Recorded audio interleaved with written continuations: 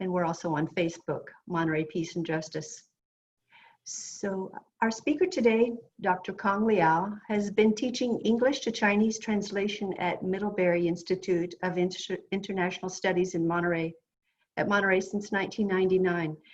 He is an associate professor teaching Chinese at Defense Language Institute in Monterey and has 3 times won the Teaching Excellence Award there. He's published many essays in the field of comparative culture and linguistics, and he is the author of Pearl S. Buck, A Cultural Bridge Across the Pacific, a work that brings to light Pearl S. Buck's efforts to promote cross-cultural exchange and reconciliation between China and the West, and her unique role in ushering in a new age of multiculturalism. We have the book in our library, and when we reopen, you're welcome to borrow it from our lending library.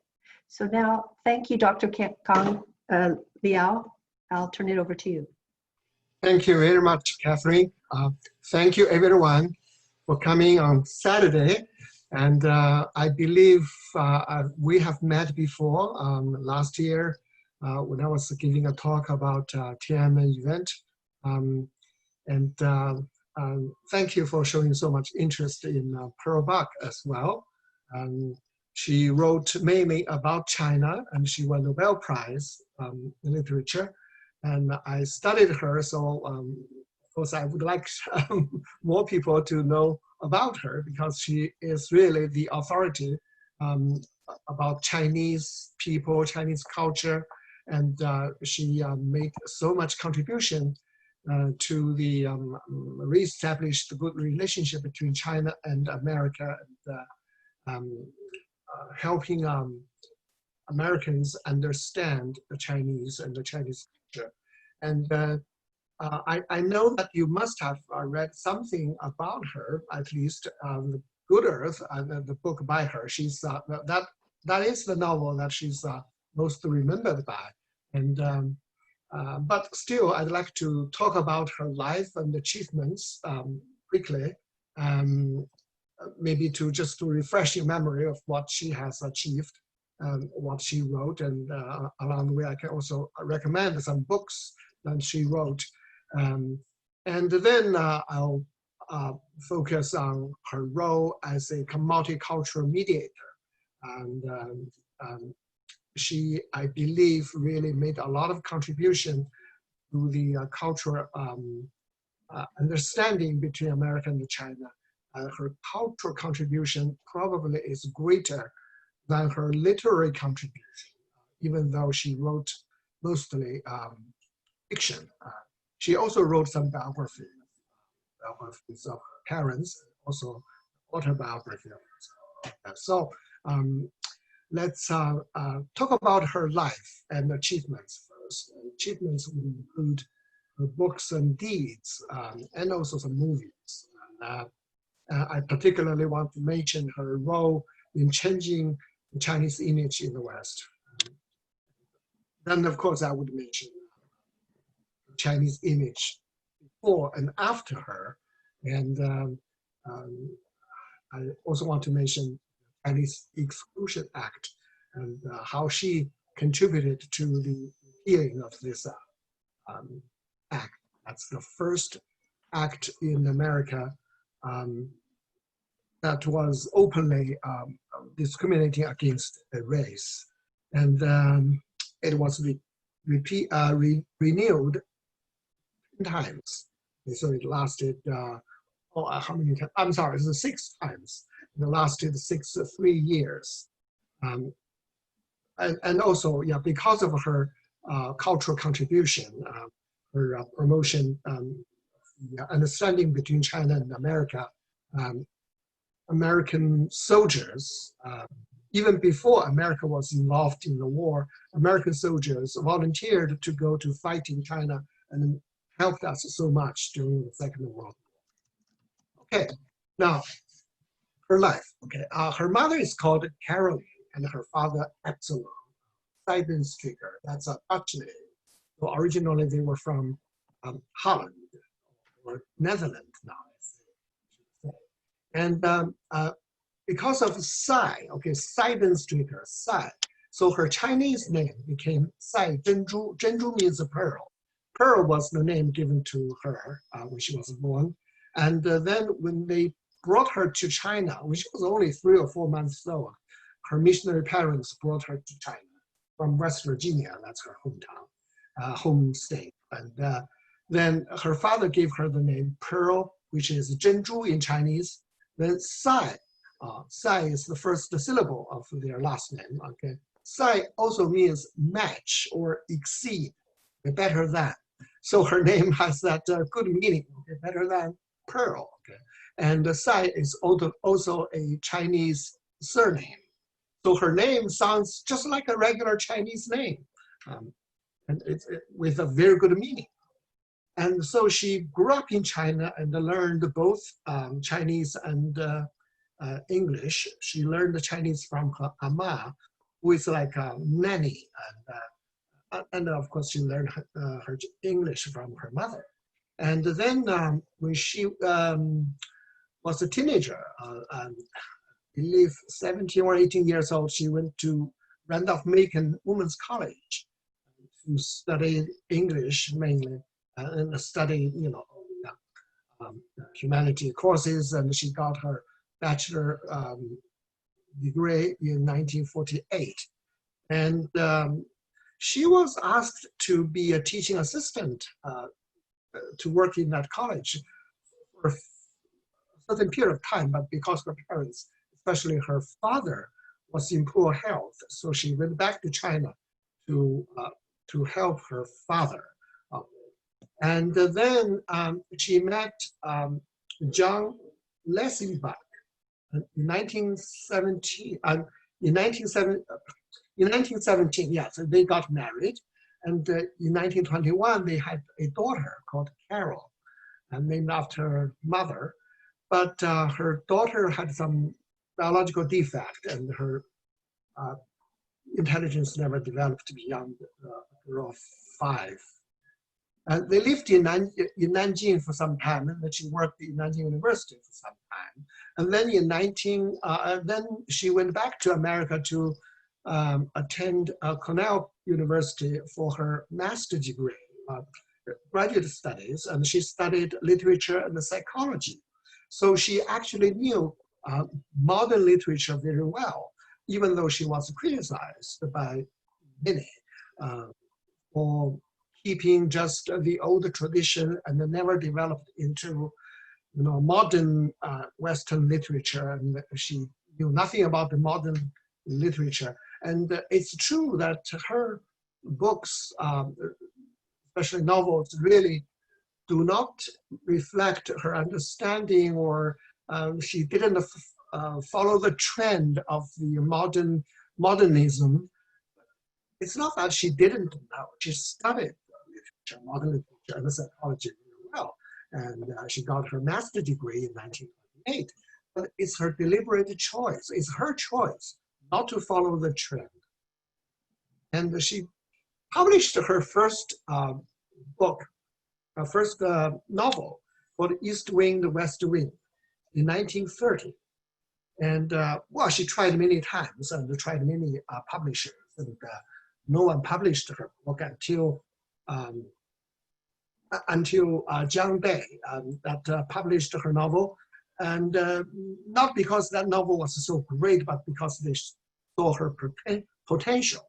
And then the next year, 1931, she published her bestseller, The Good Earth, and she became an immediate success, and that novel remained on top of the bestseller list for 21 months.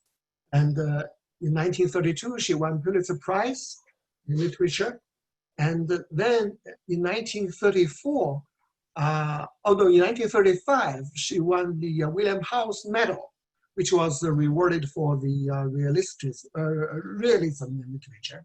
And she was the first woman writer who won the prize.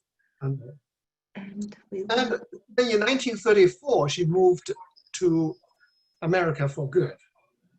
And you can imagine they had a daughter who who had biological problems. So she and John Lessenbach had a lot of domestic problems, and it's really hard to raise a child of, just to put it frankly, as she did, a retarded child. At that time, retard was not really a taboo word. I mean, people don't want to talk about it. It's a taboo, but it's not a word people. It's not a politically incorrect word. She just used that, and they have a lot of differences. Her husband, and it's so difficult to raise the child. And also, John Lessenbach was not interested. He was a man of action, practice. He was an agriculturalist, helped Chinese peasants grow rice and wheat scientifically, and he did a lot of good work, but eventually they parted away. And then in 1935, she married her second husband, Richard Wash, who was the chief editor of the publishing house. And their marriage was really perfect. They worked together very well, and actually her books saved the publishing house. And then in 1938, she won Nobel Prize in Literature. You know, the Nobel Prize is not awarded to one book, unlike Pulitzer Prize. It's awarded for a body of works. And they particularly mentioned her contribution to biographies. That refers to biographies of parents. And so she was a very quick success. You see, she began to publish, she published her first book in 1930, and she won the highest prize in 1938. That, of course, as you can imagine, aroused a lot of jealousy and criticism. Before she won Nobel Prize, Literature Prize, she was praised by almost all critics, saying her style, biblical style, and her portrayal of the Chinese peasant life was just masterly and great. And they praised her very much, and everyone praised her. After she won the prize, they were very resentful, and they criticized her, saying that she only knew the 19th century English literature tradition and couldn't follow the new development. And they criticized her in many different ways, and saying she was only good at telling stories. Literary style was out of date, and she talked about actions too much, not enough depth to people's psyche and psychology and things like that. She studied psychology, that's her second major, but she chose not to, maybe not to talk so much about people's inner world, because she saw so many problems in the external world in people's lives that needs to be tackled. And anyway, that's her choice, but she was criticized for that. And then the critics basically ignored her after the Nobel Prize. But anyway, her literary achievements, I want to mention a few books. One is Good Earth, of course, and the other one is a translation called All Men Are Brothers that was published in 1933. She spent 4 years translating this novel from Chinese into English. It's in China, it was one of the 4 classic novels, and she translated one edition of the novel, which had 70 chapters. The most complete edition has 100 chapters, but she translated 70 chapters. That was actually well regarded as the best edition, because the rest of the 30 chapters were not so well written, or people also argued it was not even written by the original author. But anyway, so she translated this version. It was kind of influential, but not very much so. But it was appreciated probably by the generals and officers, soldiers, more than civilian readers. They wanted to learn how the Chinese fought in the past. Okay, what were the military strategies and things like that. But another book, The Mother, published in 1934. That's a great book. That's also before the Nobel Prize was given. I think this novel much to do with her winning of the prize. And in my opinion, this novel is even better than The Good Earth. The Good Earth is a good read, but this novel has more depth. It really portrayed the image of a universal mother who suffered so much, not just from her this miserable world treated women so badly, but also suffered from her own family and relatives. And but she still struggled and kept her dignity. It's really a very touching novel. I highly recommend the novel. The Exile is autobiography of her father, of her mother, I'm sorry. And Fighting Angel is a biography of her father. This is, The Exile is a biography of her mother. They're both great books. And, they're nonfiction, and but you read them almost like a novel. It's very interesting, very like a non-stop page turner. You will finish reading this book maybe in a day, and I finished in a day. I couldn't stop. It's very interesting, very engaging, and she portrayed her father as a great missionary, but he also made some serious mistakes. And she portrayed her mother as a great wife, as a wife of a great missionary. But as an ordinary woman, she actually succeeded in converting more Chinese people into Christianity. And she showed us what China really needed. And what a great woman should be like. Pavilion of Women is another novel that's interesting, especially in when we look at the missionaries and what's the ideal missionary and what Chinese people really needed from the West, from Christian mission.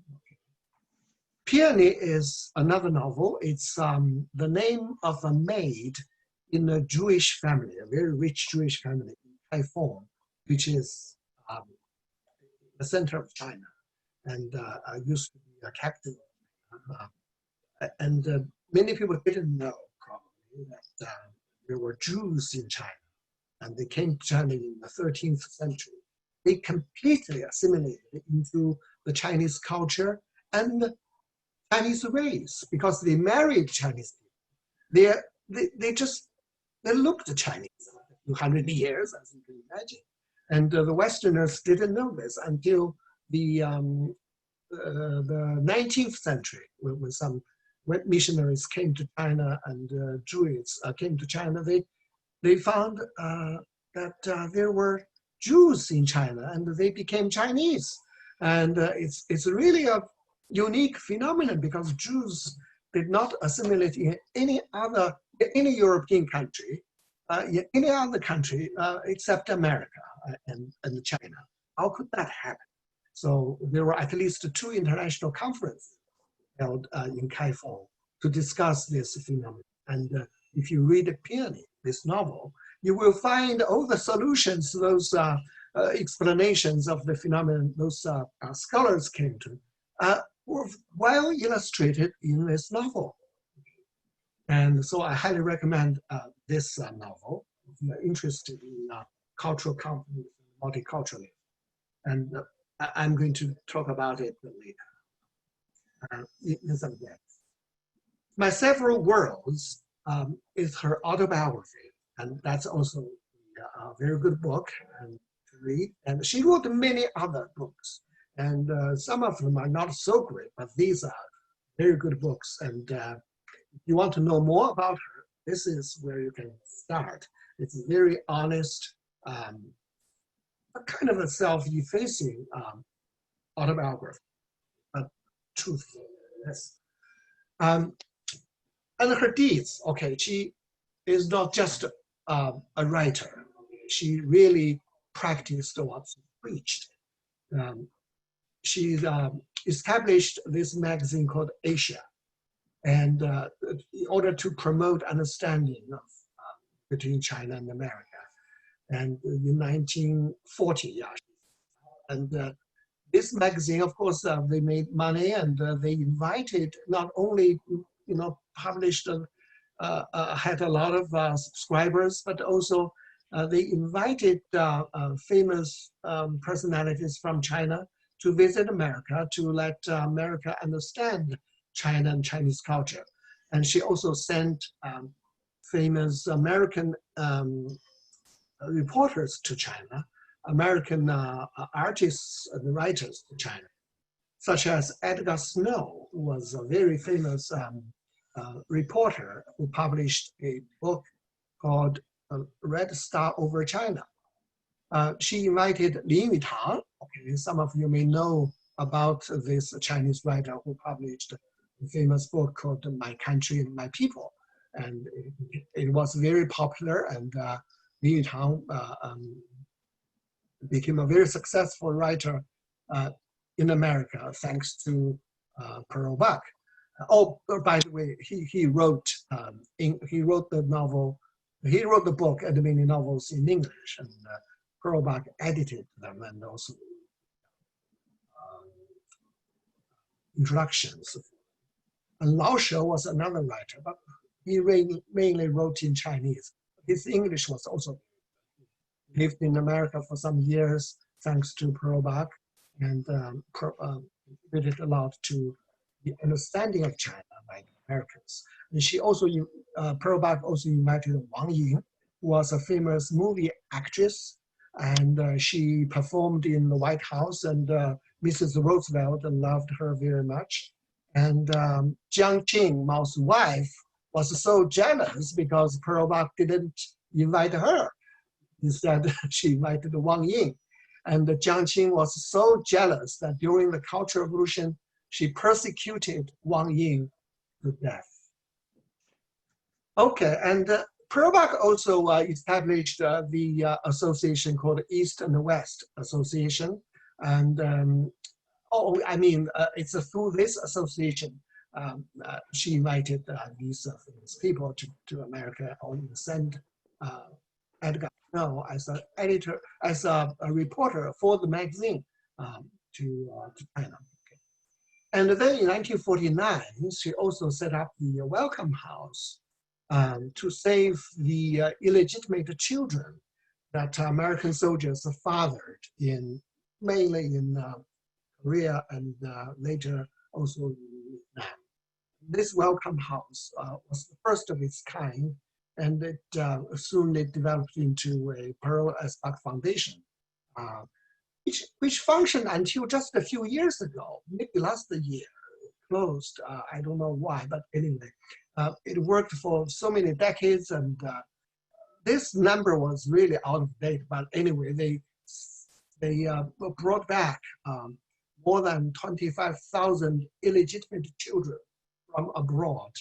And because they suffered so much in foreign countries, their hair colors are different, and they had no fathers, and they were mistreated, so they had a hard time in Vietnam, in Korea, in other countries, and this organization brought them back to America. Have a decent life. Not only that, Pearl Buck herself adopted 9 children, including Caucasians, Blacks, and Asians. So she's really a writer and a practitioner of the same ideas. She practiced what she did. I cannot think of any other writer who did this. And we know many writers, philosophers, gave a lot of beautiful statements and wrote books and said nice things about saving the world, but what did they ever do? Pearl Buck is really an exceptional writer. I really admire her. And she also published a book called The Child Who Never Grew in 1950. That's a book about her book. And earlier I told you her daughter had some biological defect. Her intelligence could never develop beyond the age of 5. And at that time, it was a taboo to talk about the family shame openly. So she, of course, she won the Nobel Prize in 1938. She became a very famous writer and very influential one. And some people called her China hand. Anyway, but she proved herself not only interested in affairs about China, but also she cared about human beings in general. And she talked about her family shame, and that encouraged other parents who suffered from the same problems to talk about it openly. And they actually began to form the circles and to discuss such issues and support each other, very much like the American Alcohol Association. They helped each other by meeting regularly and talk about the problems. They did it. I even think maybe she was, that organization talking about the family problems together was I don't know if it's the first, but at least it's one of the earliest organizations that did it and helped a lot of people, and that way of helping each other, healing each other, really set a good example. And also donated all the money that she earned from this to the institute where her daughter was taken until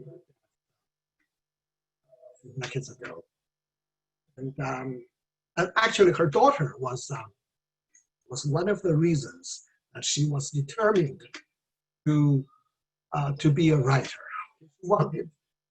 First, the reason was very simple. She just wanted money. Wanted money so that she could support her daughter to be taken care of in such an institute. She wanted money so that she would know that her daughter would be taken care of after her death. And her daughter also taught her a lot, even though she was, a retarded child. She said in the book that her daughter never had a slice of vice or evil. She was always so kind, like sunshine, and brought happiness and joy to her life, made her more patient and a better human being. Okay, The Good Earth, okay, and other books were also adapted into movies. So Pearl Buck, many of her books were adapted into movies, and she won many awards. Earlier, I was talking to Catherine that The Good Earth was made into a movie, and Louis Reyna played Olan, the protagonist in the movie, and she won the Oscar for it. And she was actually the only, one of the two actresses won Oscar 2 times in a row. The other one's Katharine Hepburn. Is it Katharine Hepburn? Yes, yeah. And Katharine Hepburn also played the role in Dragon Seed, okay? And that's about Chinese people fighting the Japanese during the Second World War. And her novel, Satan Never Sleeps, was also made in the movie with William Holden. I believe he is a movie star for us, okay, for our generation. Young people don't know about him. They only knew Tom Cruise, and even Tom Cruise is a little out of date. But William Holden was our movie star at the time. And this novel really offended the communist, Chinese communists. And because this novel is about the land reform, which was very cruel. And they killed the landlords for no reason, but that they had lands, they had money, they were the class enemy. And so later, Pearl Bark would be punished because of that. Okay, and some other books. This is one of them.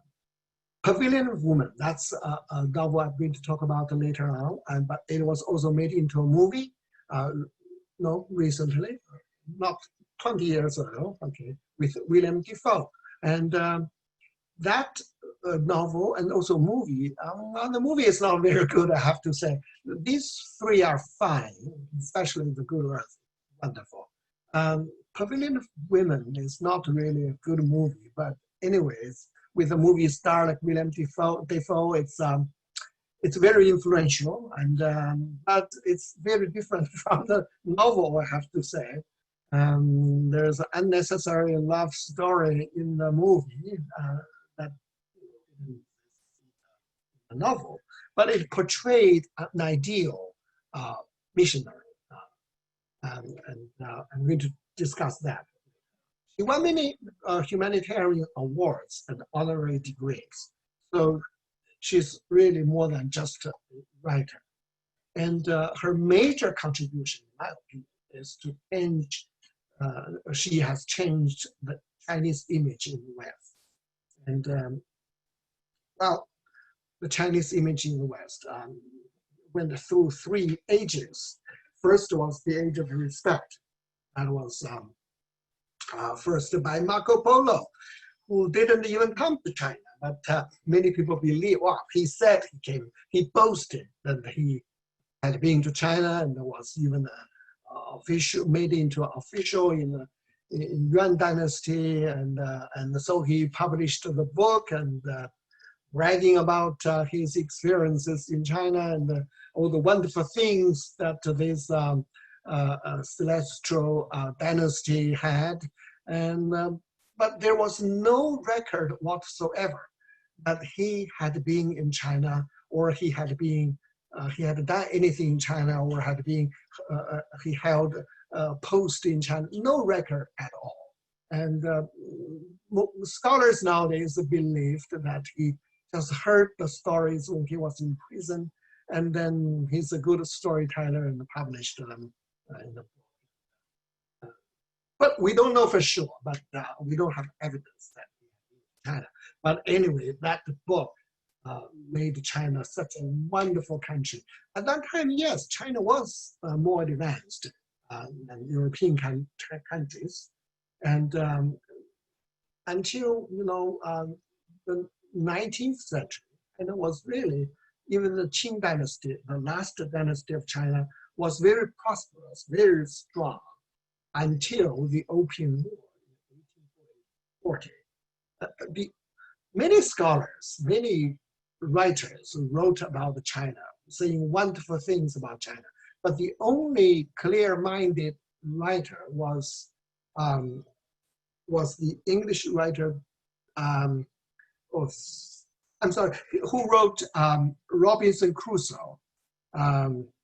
His name is, his name just escaped me, I'm sorry. But anyway, he in the Robinson Crusoe, in the 4th volume, he predicted that China could be easily defeated by just one fleet from England. And unfortunately, it proved to be true. And in 1840, China was defeated and the Qing dynasty. And then the age of contempt until 1930. This is only my opinion.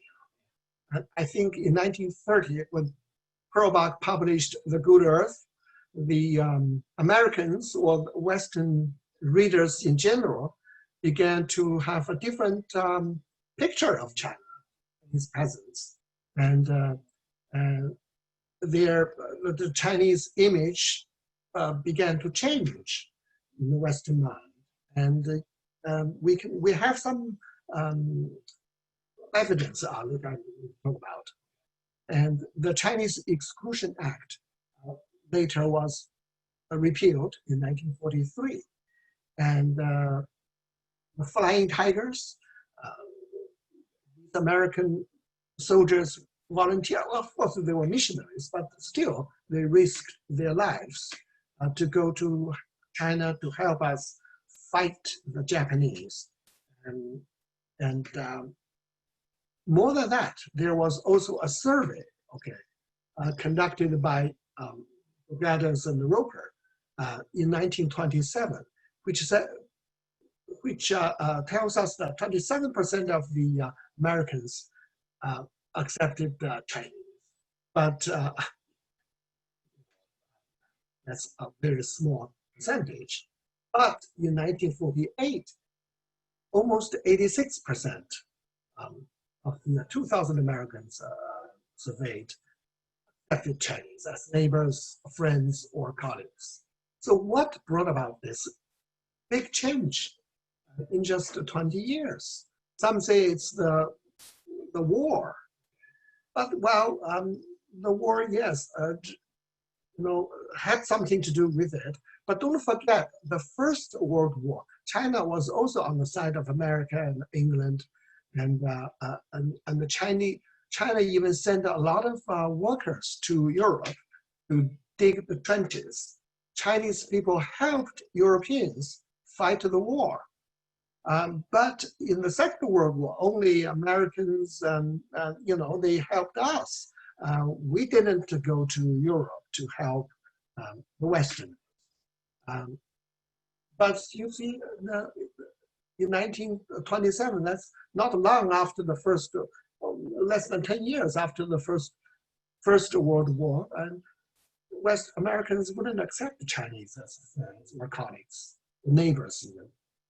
So what changed? And I think it has much to do with the Pearl Buck's novel, many writers' works following Pearl Buck's steps.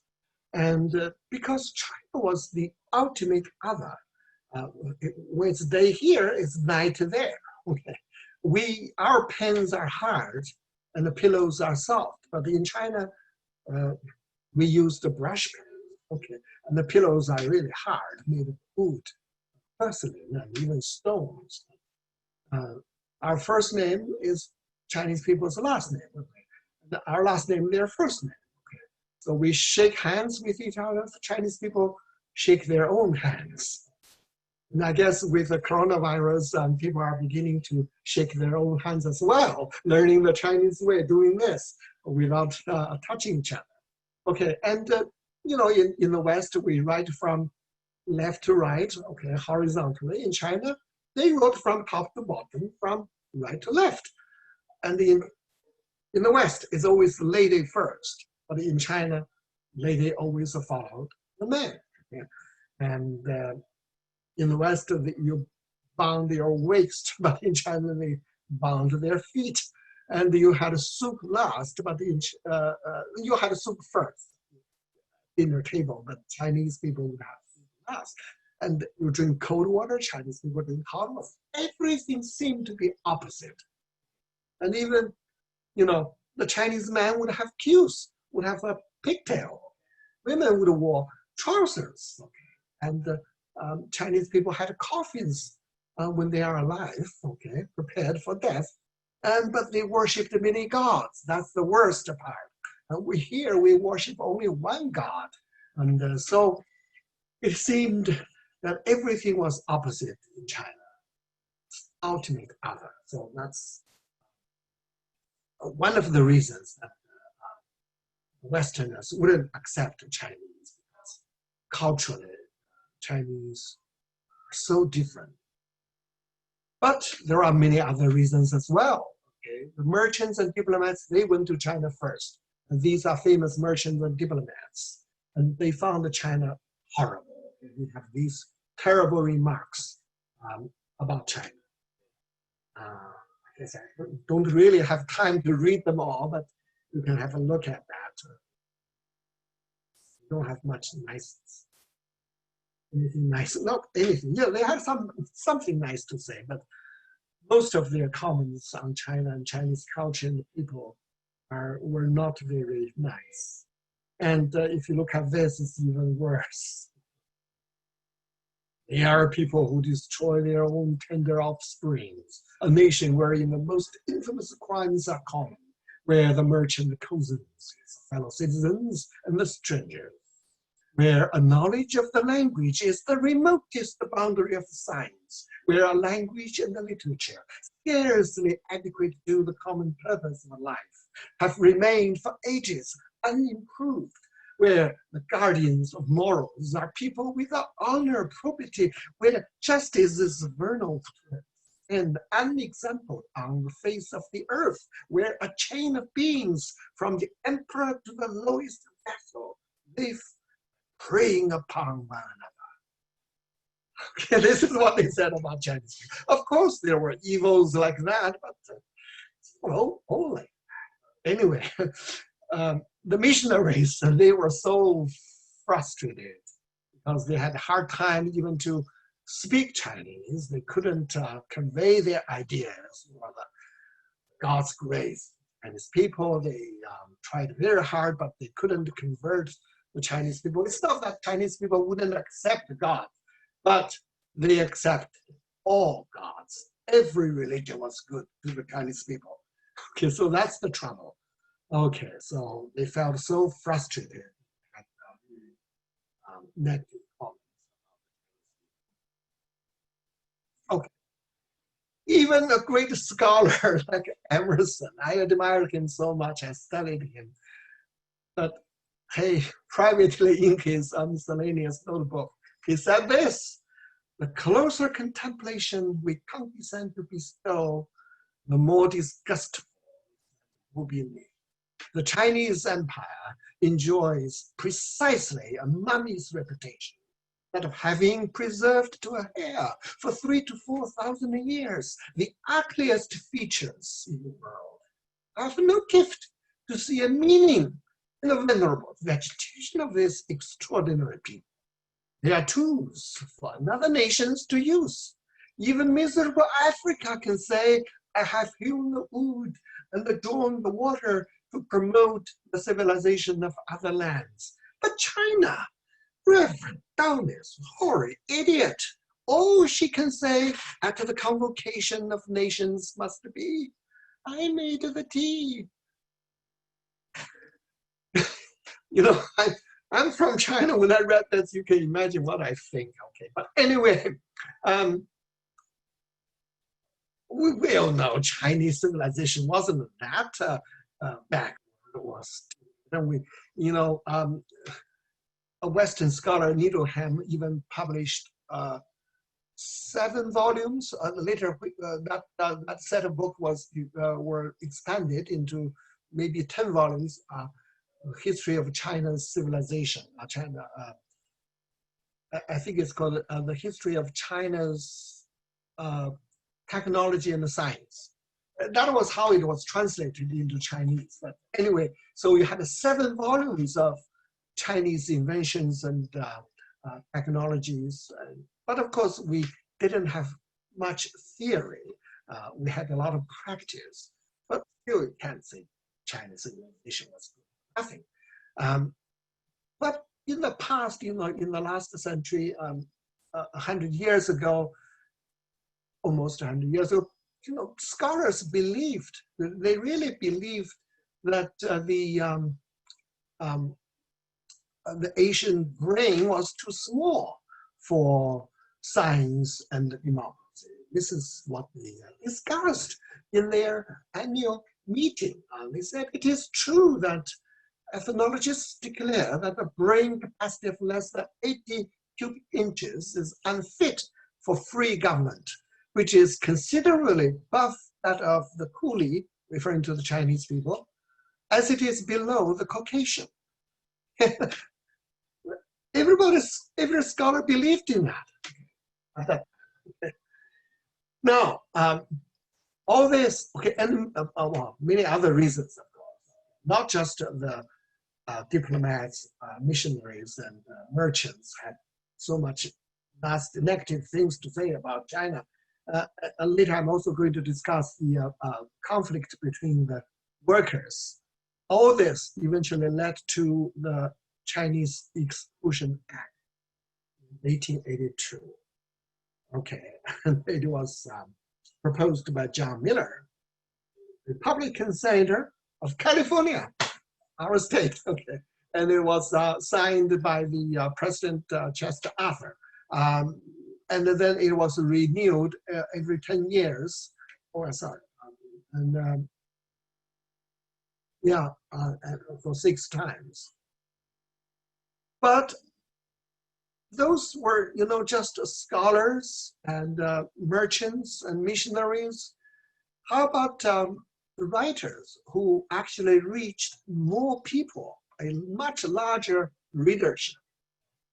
But if you look at the literature at the time, you will see they portrayed the Chinese as a great threat to Americans, to white Americans. Okay, they portrayed Chinese as the yellow peril. Okay, with these books.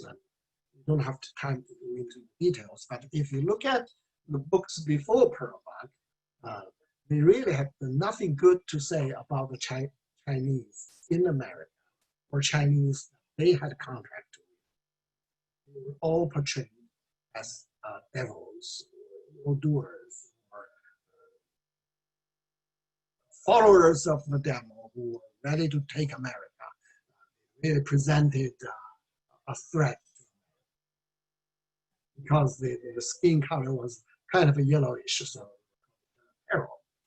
And they were demons. Okay, the example, the arch enemy was represented in the novel by Dexter Romer as Fu Manchu. I guess you know this name, you know this character. Those books, 13 novels, were adapted to the movie series. And this is how he portrayed it. Imagine a person, all lean and feline, eye shoulder, brow like Shakespeare, and face, a close-shaven skull, and long magnetic eyes of a true green. Invest him with all the cunning of the entire Eastern race, accumulated in one giant intellect, with all the resources. Imagine that awful being. You have a mental picture of Dr. Fu Manchu, the yellow peril incarnate in one man. And if you have seen those TV series, probably you still remember what he looked like. And I can even say, in all those 007 movies, James Bond movies, you always had a evil man, and very often holding a cat and making all the schemes and trying to destroy our beautiful world, was actually a kind of imitation of Fu Manchu. And on the other hand, the Chinese people who worked in America, many of them were servants. You have 2 extremes. One is the demon, the other is the servant. Okay, these authors, they wrote books, and they were about Chinese, domesticated Chinese, very meek and obedient, So we had these 2 extremes. And even, I want to say, even the Charlie Chan, here I mentioned Charlie Chan, a great detective from Hawaii, often says, "Oh, Confucius say," if you remember. Actually, his English is very good. They deliberately made him make some mistakes. Confucius say, that's one of the phrases. But anyway, he would attribute anything he wanted to say to Confucius. Confucius say, "Eating noodles do your body good," or things like that. It's just a comic figure. But he although he's a good, kind-hearted, nice Asian American, Chinese American, he is actually not a real person. He's domesticated, and he's a servant, I would say. Even though he's a good detective, he's a comic figure. He's not realistic. Until Pearl Buck, Good Earth, we really didn't have a proper representative of the majority Chinese people who are really the peasants. And she published the novel in 1938. Remember, that was during the Great Depression. And the protagonists in this novel faced a big problem of survival and how to live, okay, to stay alive. Okay, that was the issue, pressing the Chinese people. Now, nowadays, if you write about such a theme, I guess people wouldn't sympathize too much with it because we don't have that problem. But during the Great Depression, it's different. Americans lost a job and were facing this survival issue. So that's one of the reasons they appreciated the novel so much. Okay. And Olan is really a great character portrayed by Pearl Buck, and I think she would stay in the temple of literature as a unique woman, because before her, the ideal women were all portrayed as, angel in the house. She must be beautiful, virtuous, and otherwise nobody would care about her. Nobody would sympathize with her. But Olan is plain, even ugly. Okay. But she was very strong. She was perseverant. She was hardworking, and she actually helped them survive. Okay, and it's very easy to describe a beautiful person, a lovely boy, like Oliver Twist, who was a very lovely boy. He suffered so much, and originally he was actually a son abandoned by a rich family. So in his blood, he was good, he was noble.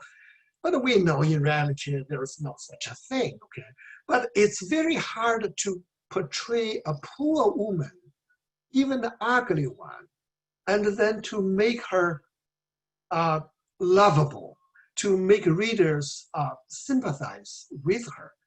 That really takes a lot of literary skills. And some people criticized the Pearl Buck thing. She was just a good storyteller. She couldn't portray any character very well. Well, read Olan. I think she's one of the first ugly women who won readers' heart. Okay, Good Earth was really a great success. Okay. The Mother I mentioned was in my opinion, even a better novel. Highly recommended. She's a mother, okay, eternal Mater Dolorosa, okay, as a world, and she's a great mother of the world, okay, whatever there is, okay. So just for literary value, this is also at that time American readers really appreciated such portraits of ordinary people, miserable, oppressed women. So I recommend these two. The Patriot is about a Chinese patriot fighting the Japanese. Okay? The Dragon Seed, also about Chinese people fighting the guerrilla warfare against the Japanese occupation. And these books really helped Americans understand China a lot better, sympathize with the Chinese people, and seeing, helped Americans to see China as it was, see Chinese people as they were, and not the demons nor the servants, but honest, hardworking peasants, ordinary people who suffer the same kind of miseries and fate and danger. They face the issue of survival, and then now they are invaded. They were invaded by the Japanese. So the Flying Tigers, those volunteers who went to help China or fight the Japanese, actually were carrying Pearl Buck's novel, The Good Earth, and saying, we're going to fight for Wanlong and Onan. So you see how much her novels changed and improved the image of the Chinese people. And I think it has so much to do with the ordinary Americans' attitude and the way of looking at the Chinese people. And they are willing to even risk their lives to go to help China and fight the Japanese. And the Pearl Buck also now many tour lectures and published many essays to call on the leaders of America, people to expel this Exclusion Act, and eventually it was repealed in 1943. She really contributed a great deal to the repealing act, and so I believe that her cultural contributions were one of the major reasons that this act could be repealed. Not just because China was ally, not just, well, at that time, America had not joined the war yet. Okay, well, it was in 1943, and right? Okay, we joined. When did we join? I might be wrong, but anyway, she really helped a lot. It's not just the Song Meiling, okay, who was the wife of Chiang Kai-shek. She came to America and had a lot of success, touring around, giving speeches, won the support, and even delivered a speech at the Congress, and it was very successful. But it was just one tour, and she impressed the many congressmen and American people, but American leaders, presidents, didn't have too much nice things to say about her. And if you read Truman's books and Roosevelt's books about Chiang Kai-shek's wife, they thought she was like the Queen of Sheba, so extravagant. And while Chinese people were so poor, and how could you expect such a person and her husband, Chiang Kai-shek, to lead China in this great struggle? When they were so different, I mean, they were so much higher than the ordinary people. They treated them like dirt. When they talked about some troubles among the unions and the workers, and so they didn't like her very much. If you read about when it comes to comments on Song Meiling. But for ordinary people, for the many congressmen, I think it was Pearl Buck's book that really changed the image of the Chinese people, and they are willing to change to repeal this act. And so the U.S. entered the war and carrying Pearl Buck's book, and so we should really remember Pearl Buck, especially for me, for us Chinese Americans. And we owe her so much. So not just because she was a great writer, because she was a great human being. And now let's talk about her contribution as a multicultural mediator. You know, there were a lot of hatred, misunderstandings between the two countries. We have to admit that. And many people didn't know the roots. Where did it begin? It's not just those missionaries or merchants or diplomats who made negative comments, but there must be something very influential, very, there must be something, not just someone's words, but be some event that affected the relationship. The first and most influential, the most important thing, I believe, is the Christian mission.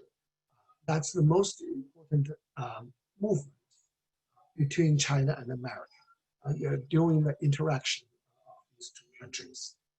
And it didn't go very well. Okay? And Pearl Buck was the most influential, first one. She wrote these books I mentioned earlier, and she really touched upon a very important issue. That was the mission, Christian mission. Was it a failure or success? Well, it depends on how you look at it, how you evaluate it. If you look at the number of converts, it's definitely a failure. Thousands of missionaries went to China.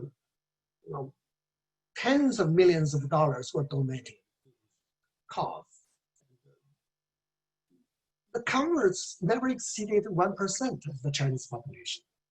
And many of them were rice Christians, if you know what I mean, rice Christians. They became Christians. They claimed to be Christians just for rice, for a job, for making a living. Okay? They worked for the Christians, for the church. They were not real Christians. They didn't really understand Christian teaching. Or maybe they at the same time, they also worshiped Buddha. They also accepted other religions. And I would also say some of them were friendship Christians, simply because they're friendly with the missionaries, like Pearl Buck's father. They don't want to hurt their feelings. So they say, oh, I accept Christianity. They're not true Christians. But numbers are not all that important. You have to look at the mission movement from different angles. You can't just say, oh, I converted 100 people, and so I'm a big success. No, if you influence the people, making them more like Christians, accepting the Christian values, or Western civilization, good part of it, and maybe we'll look at this so-called failure differently. This mission, you will evaluate the missions differently. And the Pearl Buck showed us in her books that you can't just look at the numbers. But there are also two opposite heart feelings between the East and West, mainly due to two very influential events, big events. One is Taiping Uprising. That happened first. I have to mention this, and I guess many of you know this. Okay, it's a rebellion, peasants' rebellion. The communists praised it in the past, and now we began to reevaluate this rebellion. But many people forgot who led the rebellion. The rebellion leader was called Hong Xiuquan, that's his name. And he was a Christian. Okay. We don't know how true a Christian he was, but anyway, he learned about Christianity. He was tutored by this guy, Roberts, and a US missionary taught him how to pray, how to organize, how to, preach. And then he claimed himself to be a Christian, and more than that, he claimed himself to be the younger sister of Jesus Christ. And then he set up a new religion called God-worshipping religion. At first, the Westerners thought, oh yeah, that's Christian, that's our dream are going to be realized. Finally, the missions will succeed in China. Finally, we got a local guy who turned into Christians, and he's going to change Chinese people, convert them into Christians. At first they thought so, but very soon they found out this guy was a cult. He believed he was the second coming, and he was very successful. And he occupied half of China and killed so many people in the war. And some estimation was 20 million Chinese. 13 years. It really greatly weakened the Qing dynasty. Some people say, well, that's good. The revolutionaries say that's good. That prepared China, the Qing dynasty to be overthrown, eventually. That's also true, but hey, remember, so many people were killed, and China was in chaos for 13 years. And that was also about the time that the first Chinese immigrants went to America. Because they lost the jobs and lost their homes, the lands. They couldn't make a living in China, so many of them went to China. It so happened it was the gold rush time, so that's the real time. So they went to America. They also wanted to make money, but they never could have a chance. And that's why people say, oh, Chinaman's chance. That means no chance at all. They became just workers or servants. They helped America build railways. That's what they did. None of them really got gold.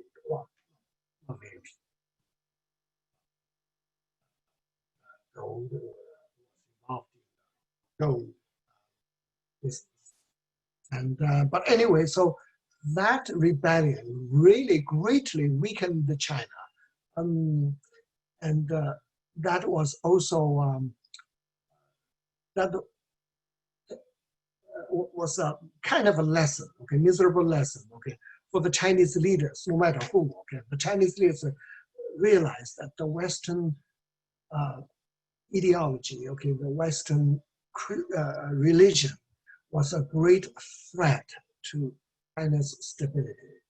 Look at this one man. He became a Christian. What a trouble he brought to China. So many years destruction, war. So from then on, all the Chinese leaders, no matter it was the emperor or the president or chairman, they were very, very vigilant. They were very, very afraid of the Western religions, because they knew the Western religions could organize people, and they would become a powerful force. In China, religions were never institutionalized. We had Buddhism, we had Taoism, we had so many different religions. Confucianism was really a philosophy, but it functions more like a religion. But they were never institutionalized. So they never organized the people together, and they were no threat to the rulers. But Christian, the hard feeling began here. And in the West, the hard feeling began with the Boxer Rebellion. We all know that it's in the wake of the Taiping Rebellion, and the Chinese people were very suspicious of what the Christians were doing, and there were a lot of rumors saying that the missionaries were killing Chinese babies and things like a lot of rumors. Completely rumors, but somehow many people believed those rumors, and even the Empress Cixi Dowager, Empress Dowager, wanted to make use of the resentment of the people, of those boxers who claimed to be very powerful and the bullets could not kill them. And so they said, okay, that's a force we could use. Okay, and so she actually permitted and even supported them. And they had the rebellion, not against the empress, but against the missionaries. And they killed not too many missionaries per se. They killed 1,000 times more Chinese Christians.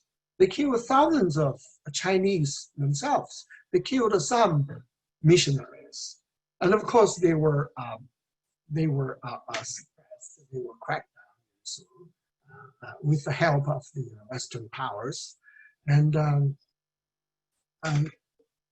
then, of course, we can imagine American missionaries and the Western missionaries in general, we donated so much money, spent so much time, and many missionaries died, like Pearl Buck's parents and brothers and sisters. 5 members of her family died in China for the mission. Okay? And now, what's the reward? Not so many people were converted, and they even killed the priests, killed the missionaries. So this is the hard feelings. So we felt so betrayed, so disappointed.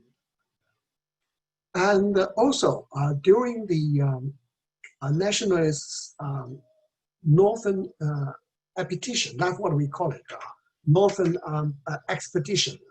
They tried to unify China. At that time, China was in chaos. A lot of warlords were fighting. And Chiang Kai-shek led this Northern expedition and successfully defeated the warlords and unified China. But when they went to Nanjing, they ransacked Nanjing. They also killed 6 missionaries. That's in 1927. And of course, the communist revolution succeeded in 1949. At that time, America was supporting the nationalists. So the communists drove them away. And so these were the hard feelings. All these events left hard feelings in the West. If we studied the history, we found the roots of the hard feelings. I talked with many people. They even questioned me, why did you guys kill the missionaries?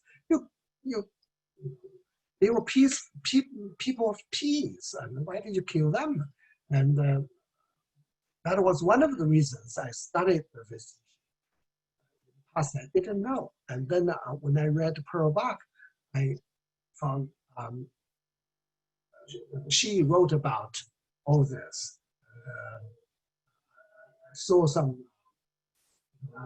that she really not found the way, but suggested the way that the two great nations, could understand each other better. She really tried her best for that. For example, her biography of her father, she clearly showed us that many missionaries went to China,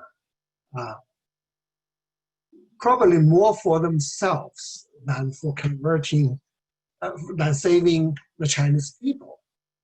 She was trying to function as a mediator. She was showing, the contributions of both sides, as well as the mistakes made by two sides. And in the Fighting Angel, her father overheard a dialogue between his mother and the neighbor.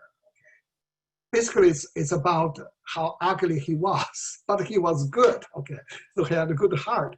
So that conversation really sent him away to China, okay? He decided to be good since he was ugly. He was not so hard. Imagine a little boy heard that. He was determined to be a good man, okay, and to be a missionary. And also the missionaries enjoyed a lot of authority over other people, others' minds as well as lives. And that was described in chapter 2 of Fighting Angel. And she was actually portraying her father as a different missionary, much better than most, because he lived among the peasants, the poor people. But most missionaries lived in their own compound. And that's only one of the reasons they failed. They were so much above the others. And she was even saying, just imagine some Buddhist monk came to America. They lived a much better life. And then they preached to you, saying your religion was much worse than mine. Okay, come to me and take my God as the only God. How would you accept that? But that's actually what was happening in China. Okay, most of the missionaries were really authorities, aristocrats. They enjoyed many privileges. And John Fairback, that was another writer, also discussed in the series. And moreover, these missionaries, they literally prepare themselves for the second coming any minute, okay, as if, Jesus Christ was coming, and then Hong Xiuquan came. But also in Exile, the biography of her mother, Pearl Bach portrayed her mother as a very good woman. Okay, she went to China and she became a missionary's wife and went to China. Probably not for religion, but rather for the beauty of Christian music, okay, paintings or nature. Okay, but she portrayed her mother as a tragic hero or heroine in that Mission Impossible. Why do we say Mission Impossible? Because,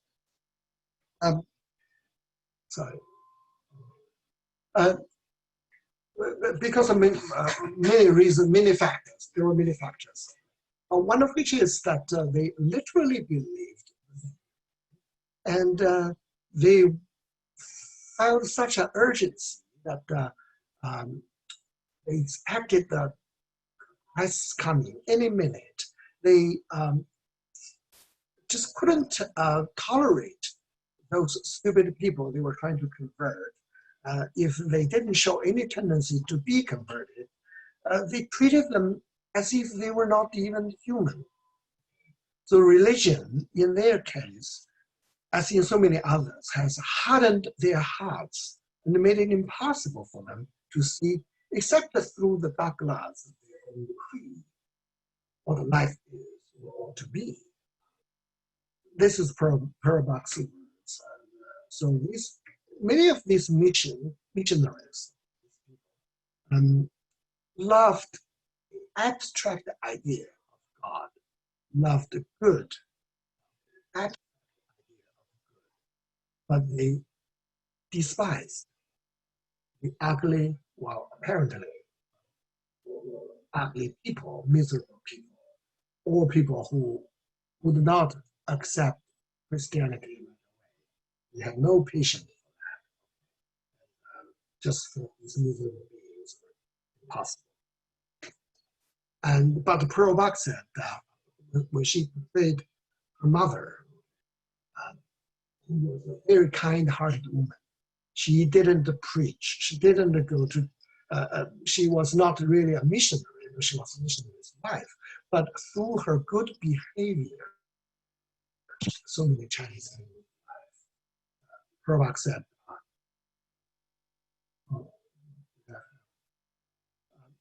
I have seen it in China. Westerners were trying to impress their religion upon people with much speaking by prayers and sermons and schools. They have tried to interpret the religion. But the only time it has been interpreted and understood And when the people observing the Westerners, knowing their lives and understanding their spirit, understood something at least of what they were trying to interpret. I have heard people say in China, this foreign religion is no good. See what a bad temper it has. I've heard people say, this foreign religion must be true and good. See how good it is. Preaches it, how good. And Pearl Buck's mother is such a woman. She saved many Chinese women, including her ama, who abandoned the wife.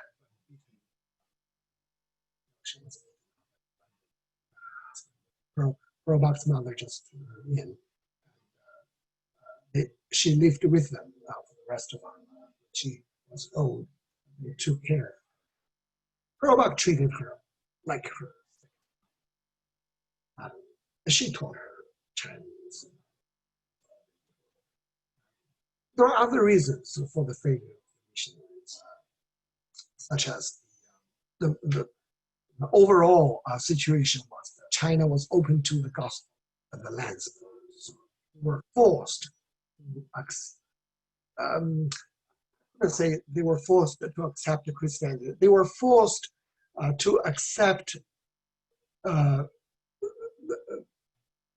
missionaries who could have all kinds of freedom to do whatever they liked.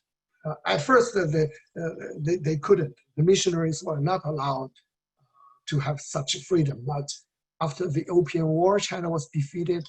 One of the conditions was that the missionaries could just go anywhere, churches or their compounds. So it's kind of, opened at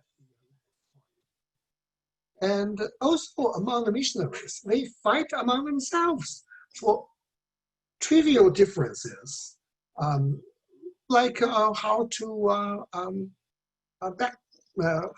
should we spring water onto the head of a baby, or should we immerse him for baptism? And it's really unimportant. She found it ridiculous.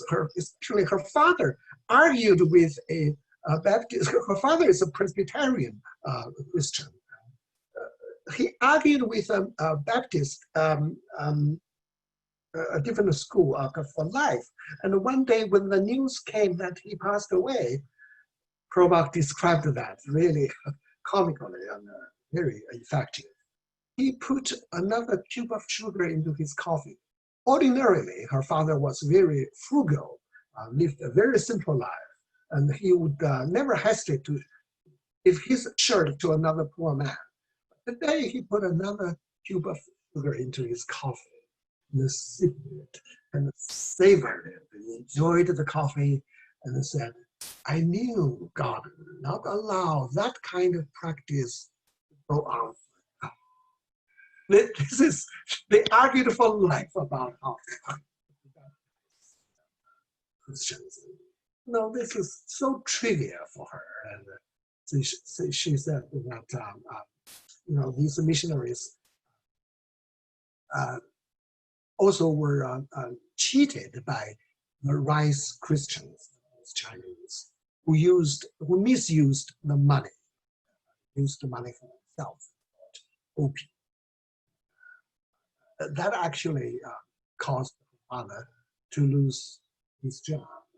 But he said, I merely sold the good deed. I didn't know what they did with the money, but still, he had such a poor judgment. His own, the people he converted, or used were actually corrupt. Eventually, he was, and so these were some of the reasons.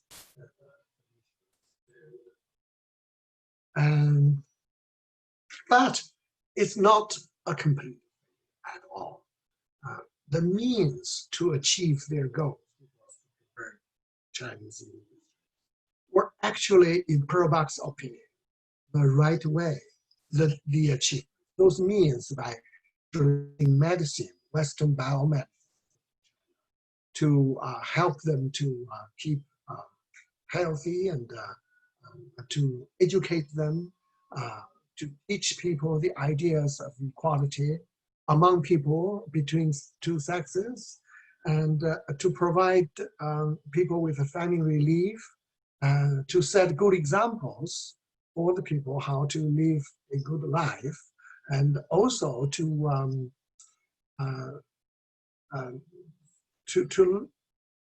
just love people, not just say that you love God. Love God must be through your own actions, loving people, taking care of the miserable. Okay. Also, the Pearl Buck's mother, for example, would always welcome the American sailors who just arrived in China and treat them well, because she just knew those sailors, what the sailors would do otherwise, and to visit the whorehouses. But she decided to, at least for one night, we could have decent food and real happiness, and enjoy some pleasure, some friendship and peace of America at her home. And her mother was just such a good woman. And so through her behavior, she actually changed many people's life and made some of the women, her friends, into Christians, including Pearl Buck's Ama. And so these, she believed, was the achievements of the mission. This is what we're supposed to do. This is what one missionary called Andrew, actually did in the novel. Okay, well, there were. It's a literary figure, but there were people like, and so she wrote in this novel. She portrayed Andrew as an ideal missionary who did not impose his religion on anyone, but showed a great understanding and tolerance of the Chinese people, and had a lot of good discussions of God and Christianity. And for example, he believed that God has many names and many faces. It's like the sun or the moon. We could only look at one face of God. You could see another face. You have different names for the God. It's one same God, but it has different names, different faces. This missionary helped one woman in this big house and educated her. And after his own death, this rich woman set up the orphanage and saved many people. This is the kind of deeds that they are supposed to be appreciated by many Chinese. She just told us, don't think that Chinese people love Americans. Because they saw whenever there was a disaster, the relief came from America. People were appreciative. People loved America. Ordinary people, maybe not the authorities, but ordinary people knew that America would come to rescue and come to help Chinese people whenever it was in need. And it's largely through the efforts of the missionaries. She also discussed in this book about certain evils in Chinese culture, such as the arranged marriage and the concubinage. And in the past, before her book, the missionaries, similar thing, they were just evildoers. They had many wives and things like that. and had a very young well. But she showed us the reasons why sometimes they would have conflict village. I guess we really don't have time for all that. But anyway, if you read the book, you will see it's not, this tradition existed for a certain reason. It's not just out of, it's, okay. Okay, no, we don't have time for that. Okay, we have to, I know it's, what time is it? It's 4:30, I'm sorry.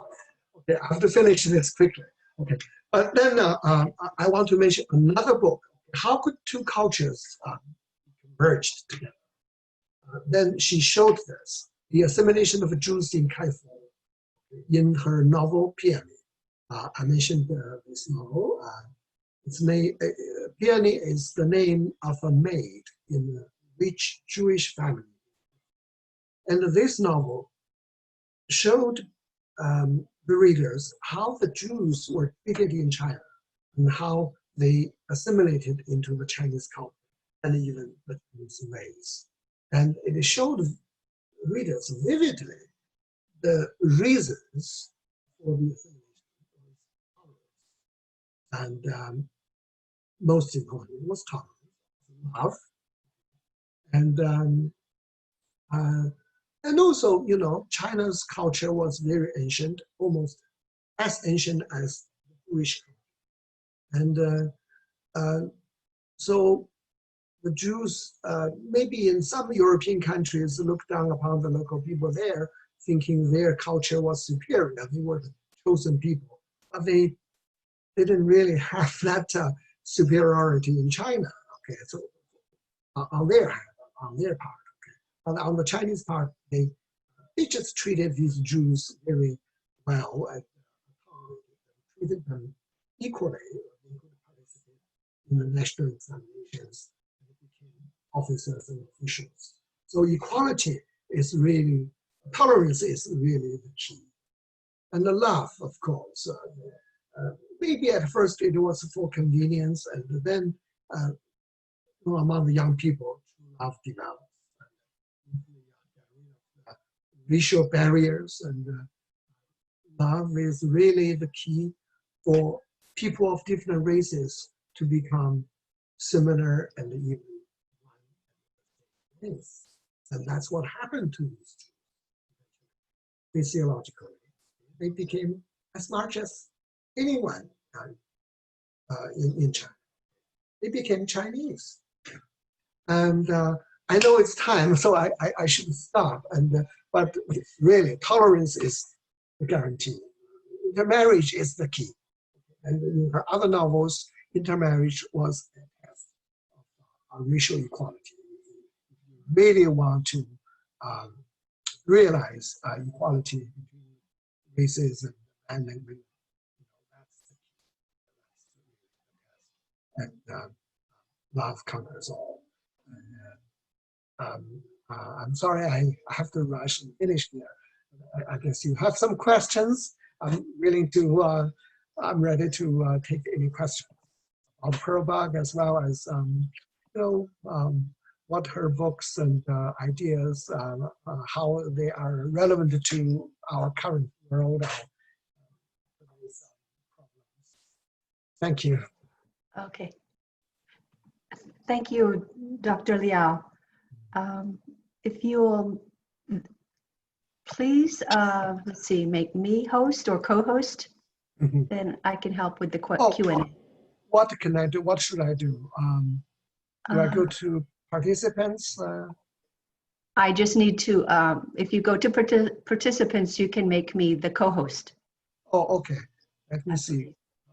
Participants. Co-host. Or host is fine. I can. Yeah, I don't see any button to click to make you a host. Let me see. Oh, Kang host me. Okay. I guess that's.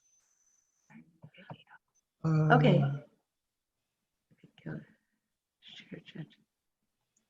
I don't know which button I should press. Okay, I think I'm fine. I think we're okay now. Oh, okay. Let's see. So if you have a question, I'm trying to unmute everyone. Unmute.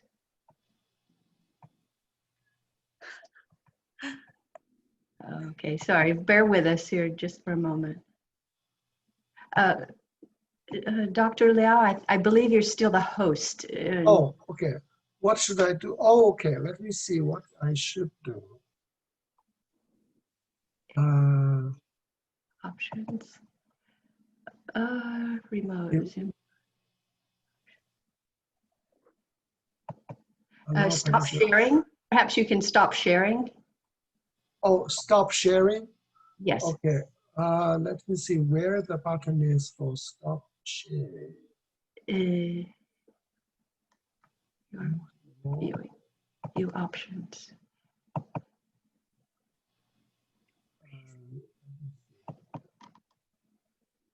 Approve. Okay. Approve? Yes. Okay. Approve that. Now it works. Okay. Yes. Okay, then. Yes, thank you very much, Dr. Liao. So are there questions now? Please unmute yourself and go ahead with your question.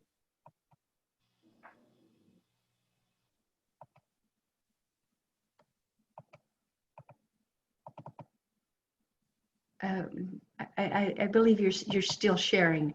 I'm still? Okay. Disabled participant.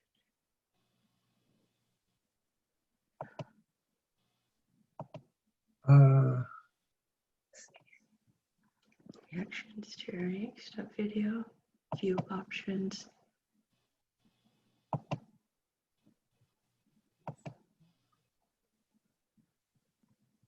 Perhaps under participants next to mine, you can make me host. Is that?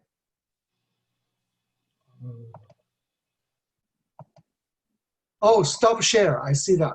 Yes, yes. There we go. No, okay, yes, okay. Sorry about that. You know, I use Microsoft Teams for my teaching, but I never used the Zoom as a host. Okay, and that's fine. Yeah. Does anyone have a question? You'll need to unmute yourself or indicate that you have a question. Participants.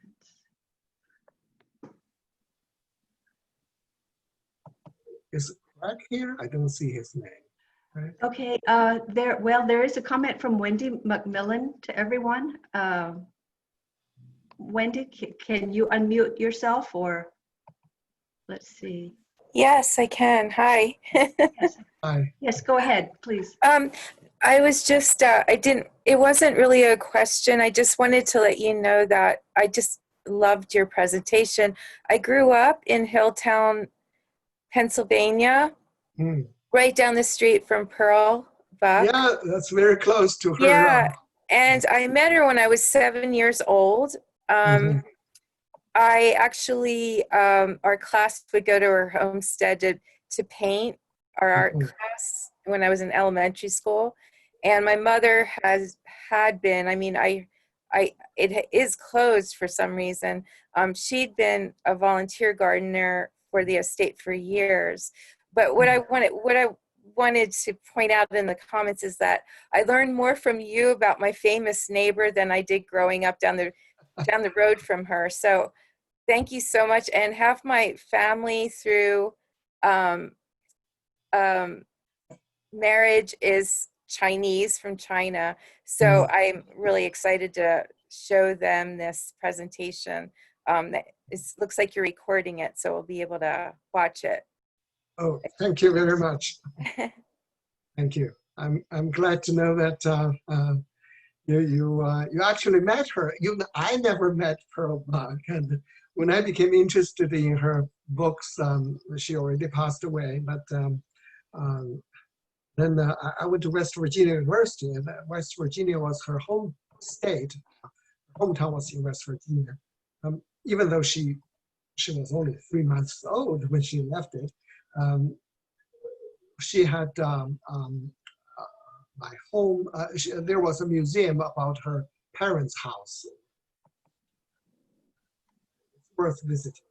And, I haven't visited her residence near your family, near your home. One day I must make the trip to go there in Pennsylvania. That's a Pearl Buck Foundation. I don't know why it stopped functioning a couple of years ago. You know, I'll ask my mother. My mother still lives down the street from the homestead. So I'll ask her because my mother hadn't told me that maybe they closed it down for tours, but not for the grounds people, volunteers. I'll ask her about it. Okay. I just, she hadn't told me that. I mean, I'd been on tours throughout her homestead for, you know, school trips. My understanding is that her residence is still open to the public, but Okay. Pearl Buck Foundation, as you know, their mission was to save those children, illegitimate children in foreign countries, to bring them back to America. Maybe that mission was completed, accomplished, and they don't need to. There are no I'll more ask. children. I don't know. I'll ask for you. I'll just ask because I'm curious now too. But yeah, it's really beautiful. It would be great if people, if you're, it's just such a small little town that I don't even know what other reason you would go there for besides yes. Pearl Buck. But all the, like the, down the street from her and is a little tiny, it's called Dublin. And in all the little restaurants, there's giant photographs of her on the walls. So she's becoming even more famous. I mean, I'm a librarian, so I know about all her books, but I'm glad you pointed out your favorite because I couldn't ever get through The Good Earth, and I don't know why. But now, really? yeah, I don't know. I don't know why, but now that you told me about that, the other book, it sounded like that was your the mother. Yes, the mother. I mean, I work for a university library, and I think I can get it an ebook through our library. Now I'm gonna read that one. That sounds great. Good, good. Thank you. Okay, Hong Nguyen Fong, you have a question? You have a comment in the chat. Maybe you'd like to speak directly to Dr. Liao. Yes, thank you. Thank you, Dr. Liao. I think this is very inspirational. My question is the following. So how do we take inspiration from the work so long ago that we have now forgotten even? In our world today, how does it apply today? What lessons can we get out of this? Okay. Her major contribution is the cultural one rather than literary one. You know, you find, you know, people, characters portrayed vividly, probably others' books, but her portrayal of the Chinese peasant was really the first not only in America, the first in the world. In China, in the past, nobody wrote about the peasants. They were not interested in the poor peasant's life. And so that was also important. It's not just historically important. Even today, it is important because in the past, nobody wrote about the peasants. And nowadays, if you want to write about the peasants in the past, you didn't even know. Okay, you only heard about their lives. But she actually witnessed, participated in their lives, in their activities. So her portrayal of the peasant life was very valuable. She showed us the relationship between peasants, farmers, and the land, between peasants themselves, and between the farmers and their handmaids or their servants or the people they hired. In the past, in communist literature, it was always class struggle, okay, nothing else. Okay, landlord was oppressing the peasants, and there was class hatred, class struggle. But in her book, you found a different story, which is probably true, okay? And because nowadays many sociologists and anthropologists, they studied, they proved that between the poor peasants and the rich farmers, there was not just a class struggle, but cooperation. Probably the struggle between one rich farmer and another was more severe than the conflict between a farmer and the peasant. And so that was valuable. And her contribution about cultural understanding, how we can get along with each other, different cultures, different religions. I think it was also very important. And the last book I didn't have too much time to talk about is Peony. That is about the Jews' assimilation into the Chinese culture and the race. That book, even though the book itself has some shortcomings, but the book talked about very important issue and showed us how we can live together peacefully, and definitely not violent struggle as we see, violent acts as we see nowadays. And that's a very good novel illustration of the assimilation. It certainly has significance, and it certainly would be helpful, even can shed some light to today's issue. Yeah, you read it, you will see what I mean. Really, I didn't really go into. But anyway, as we know, the Jews never assimilated in other countries, except in China and America. right. Showed us many 40 years ago. I'd like to follow up also, Dr. Liao. Thank you again. I'd like to follow up, take one more step beyond that, right? So in our society today, and I don't even mean, China, where you may claim that there are issues of liberties, but in the United States here, ourselves, we claim to be an open society, and yet I don't think we even achieve anything close to that, right? So her books back then had a wide readership. I suspect that today her books would not be read at all. Yeah, her books are still read, especially in high school. Okay, and actually, Good Earth is a very popular book, and many teachers use it. And that's her book was probably the first book that Americans know anything about China at all. To begin with, yeah, they study Pearl Buck's novels. And as for, you mentioned, no, we don't really read her books as a guidance or remedy for solving today's problems, but she does have a lot of good suggestions and some vivid illustrations how people of different races, people of different religions can get along. And I think it really sheds some light on today's issues as well. Of course, it's, those are not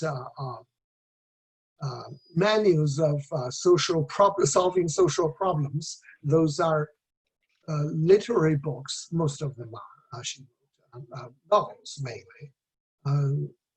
Still, you find very good suggestions, and you find vivid descriptions how those people of so different cultures, like Jews and Chinese people, they could they could resolve the conflicts and even marry each other and become one race. So that gives you hope, because as I said, the Jews did not intermarry with other people and did not assimilate into other cultures. They did in China, and he showed us how they managed.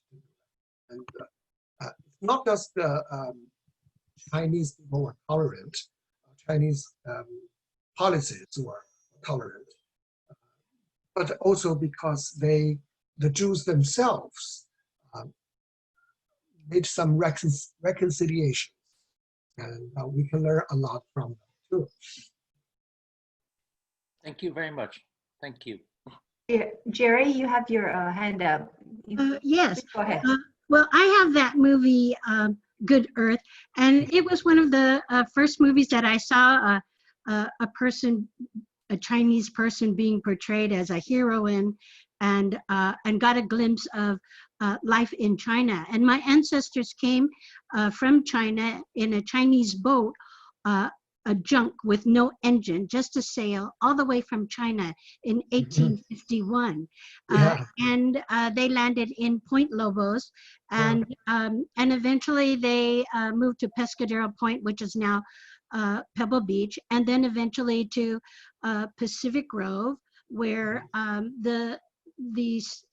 the boulder that is pictured behind me is along the recreation trail, and it shows the village where my grandfather was born in 1881. And there's also a picture of my great-grandfather. He was the last man after the village was burned down. So when you talk about the Chinese Exclusion Act and how people were being treated, it's very real to me, because my ancestors did go through that. And this village here was burned down in 1906. And people tried to rebuild, but the townspeople kept tearing down what was being built. And my great-grandfather, Kwok Tuk Lee, is the last man. He had to promise to leave the village, and he left there in 1907. And so I'm the 5th generation Chinese villager in America. And so to hear the stories about what Pearl Buck saw and what she wrote about is important to me, because it gives me an idea of where my ancestors came from, what life was like, and also listening to you, Mr. Liao, talk about the history gives me more knowledge about what her life was like. And I just feel kind of closer to Pearl Buck even now. And why it's important for me to keep telling the story. And it's interesting to me that you're talking about the relationship of the Jewish people in China, because even with my relationship with, so I know that there are people, so the National Coalition Building Institute has been really supportive of what I've been doing in Pacific Grove to bring about change with kindness. So it's my mantra: change with kindness. And there are people from the Peace and Justice organization, and also Whites for Racial Equity, who have helped. But there are people which really surprised me when I first started this about 15 years ago, Jewish people who have stepped forward quietly, some of them, and more boisterously, to help tell the story about the Chinese, and to help me to bring a story that really was, I felt, swept under the carpet, the village burning down like that, because people didn't like the Chinese in those days. They wanted that property for other reasons.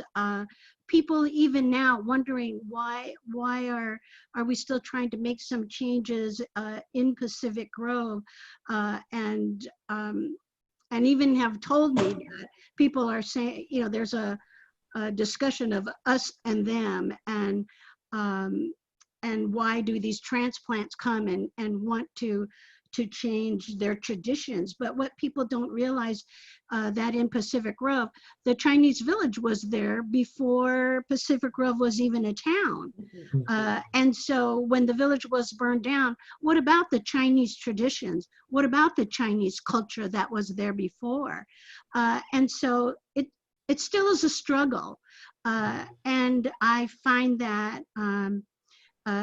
there is a connection with the Jewish people, the organizations that are represented by some of the people in this Zoom meeting who have helped me to tell that Chinese story.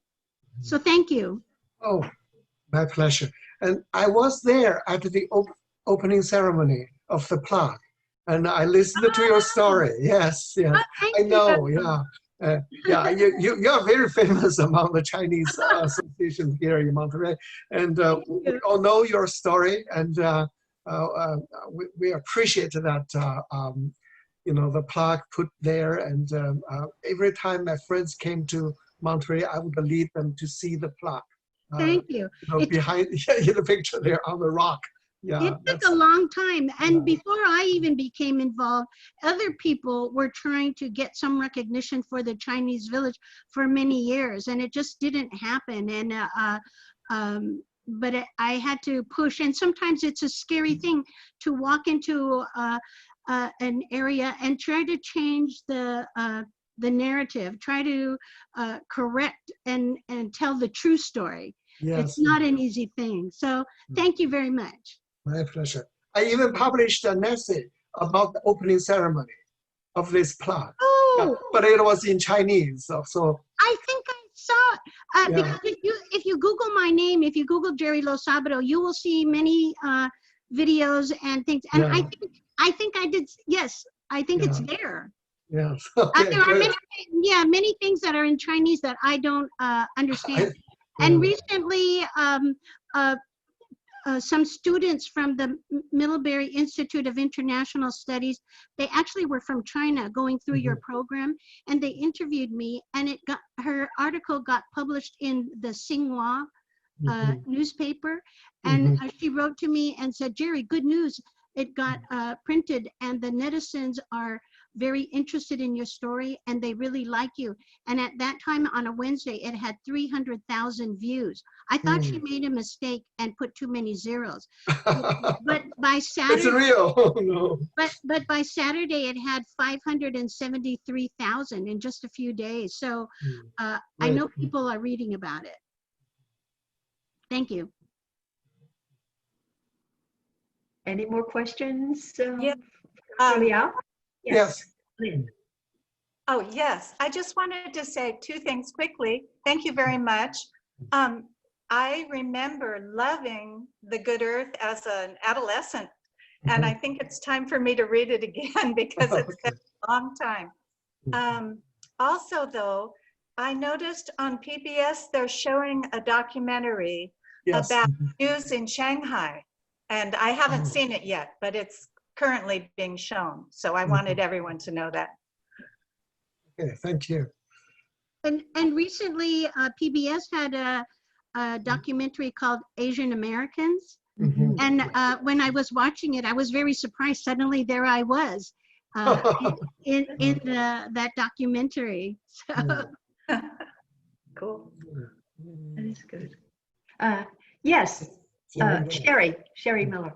Go ahead. Hi, thank you. Thank you, Dr. Liu. That was great talk. I've heard other talks of yours via the internet, just very fascinating about Pearl Buck. And I just wanted to let you know that my mother was a Dust Bowl baby from Oklahoma. Oh, and okay. She only had an 8th grade education, but all my childhood growing up, it was one Pearl S. Buck book after the other. Really? She identified so strongly and felt that Pearl Buck understood the common person and what their struggles were, which is what you talk about. And so I appreciated you bringing that up, and didn't know if there was anything else you might want to share with us about just how, beloved she was, and what a revolutionary for a whole genre of people that otherwise weren't Wouldn't have been noticed Yes, yeah. or appreciated. That is actually historically significant, because in China, in the past, people wrote about emperors, kings, and scholars, aristocrats. They even wrote about robbers and generals, but nobody would write about the peasants or farmers. They are too ordinary, too beneath them. But Pearl Buck was the first person in the world to write about Chinese peasants, about their life, yeah. And make them so lovable. Okay, when you read just a few pages into The Good Earth, you care about old land, you care about Wang Long. So that's, you know, the power of literature, talking about the power of literature.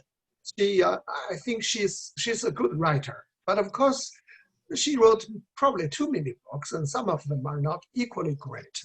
But Good Earth will not fail you. And The Mother, I recommended it sometimes, and it is really touching. And when I read that novel, I understood the movement a lot better. And some other books like a Peony, and that helps you understand the different cultures, how we could get along. And those are all culturally important. If not every book every of these books were literally groundbreaking or original, at least they made some great cultural contributions, helping us understand the two cultures, too many Western. Thank you. Thank you, Dr. Lee. I Thank you. just felt like she gave so many different people a voice. Mm-hmm. Yes, that's right. You know, it was interesting when she was alive, when Good Earth was very successful. A Chinese, actually later, a Chinese scholar said she didn't write about the typical Chinese. Okay, she didn't portray a representative of the Chinese people, who should be us, the intellectuals, not the peasants. So it's so ridiculous. If you read those letters and the public, the published letters, okay, and it was just nowadays. If you read it, you feel so ridiculous. If the majority of the Chinese people, the majority of the Chinese people are peasants and farmers. If they're not the representatives, who are you? Just a handful of intellectuals? It's Right just on. so ridiculous. Okay. But anyway, at that time, it was a serious discussion. The world has changed, has made a lot of progress, I must say. Yeah, can only hope. Okay, we're coming up on after 5 o'clock now. Thank you so much, Dr. Liao. Really interesting, informative, educational, and thank you all for attending. And we'll have a video. We'll post this video that you can rewatch it or share. So thank you very much for this opportunity.